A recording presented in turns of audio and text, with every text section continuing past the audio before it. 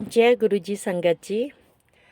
बहुत दिनों के बाद आज आपसे मुलाकात हुई है। वो असल में मेरी तबीयत ठीक नहीं थी, इस करके मैं आप लोगों तक गुरु जी के सत्संग नहीं पहुंचा पा रही थी। बट अब मैं स्वस्थ हूं और आप लोगों के बीच में उपस्थित हूं अपनी सत्संग को लेकर। तो आज का जो सत्संग है मैं आपको अपनी लाइफ से रिलेटिव सुनाने जा रही हूँ। तो ये बात है मेरे लाइफ में 2022 की। उस समय में मैं ना बचपन से ही हर कहीं बेहोश होके गिरती पड़ती रहती थी। शिमला में आईजीएमसी हॉस्पिटल जो है वो बहुत बड़ा मेडिकल हॉस्पिटल है। ये हिमाचल का सबसे बड़ा मेडिकल हॉस्पिटल है। तो यहाँ पर जब भी मैं बेहोश होती थी मुझे वहाँ उठा के ले जाते थे लोग। तो कभी रिपोर्ट में कुछ भी नहीं आता था, वो लोग माइग्रेन बोलते थे, बीपी हाई लो बोलते थे, मुझे घर वापस भेज देते थे। मैं ना बचपन से इस बीमारी को अपने शरीर में झेल रही थी। मुझे बहुत ही तेज सर में दर्द होता था और थोड़े थोड़े दिन में बुखार आता रहता था। 7-8 हफ्ते 10 दिन में एक बार मुझे बुखार ज़रूर आया करता था। तो यही लगता था कि पता नहीं क्यों इतनी जल्दी बुखार आता है वगैरह वगैरह। ये सब बातें ना मेरे दिमाग में चलती रहती थी। तो ऐसे करते करते मेरी शादी भी हो गई, मेरे बच्चे भी हो गए और हर कहीं बेहोश होके गिरना, ये सिलसिला मेरा ऐसा ही चलता रहा।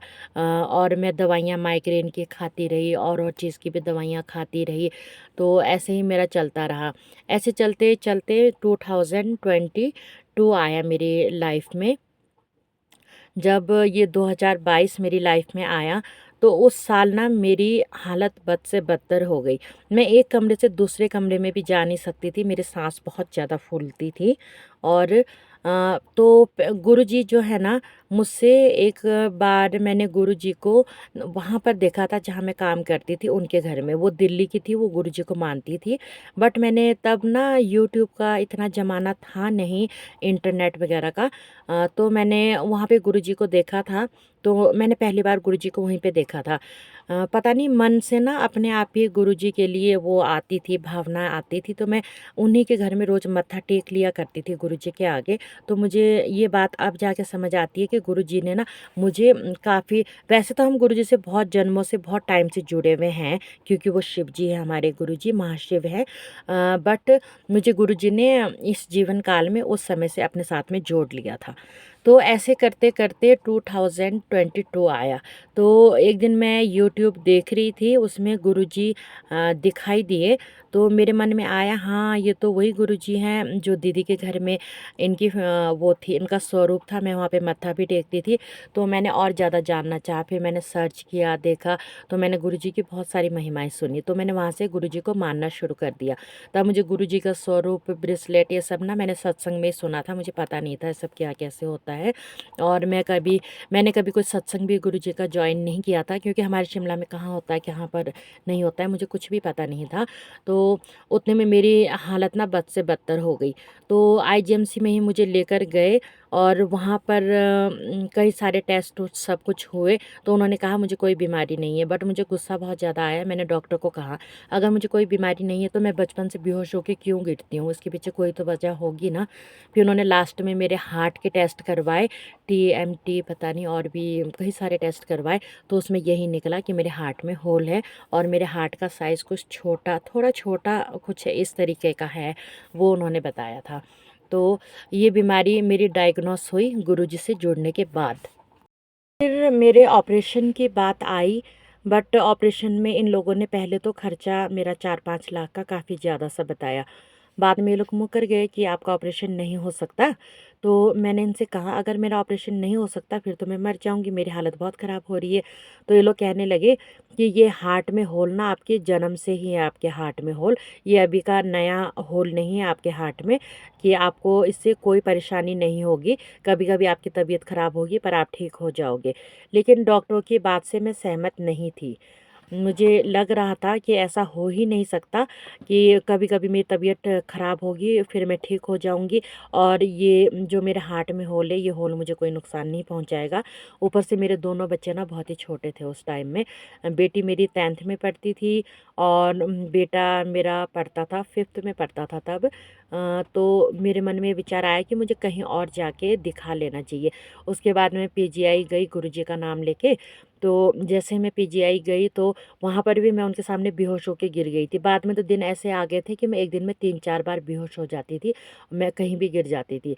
तो मैं वहाँ पर गई, मैं वहाँ भी डॉक्टर के सामने बेहोश होके गिर गई। डॉक्टरों ने मुझे उठाया, मेरा चेकअप, मेरा टेस्ट सब कुछ किया। तो डॉक्टर ने कहा कि मेरा जो है ना कंडीशन ठीक नहीं है, जल्दी से जल्दी कल के कल ही ऑपरेशन करना पड़ेगा, आप पैसे जमा करा दो। ऑपरेशन करने की बात सुन के मैं खुश तो बहुत हुई, बट पैसों की प्रॉब्लम थी, पैसे नहीं थे उस वक़्त। 1-1.5 लाख का खर्चा बताया था। तो मैंने डॉक्टर से थोड़ा टाइम लिया, मैं शिमला आई, शिमला आके मैंने कई सारी जगह से पैसे इकट्ठे किए, फिर मैं वापस गई। कई ऑर्गेनाइजेशन से भी मैंने पैसे लिए। तो मैं गई चंडीगढ़, चंडीगढ़ जाके मैंने अपना ऑपरेशन कराया।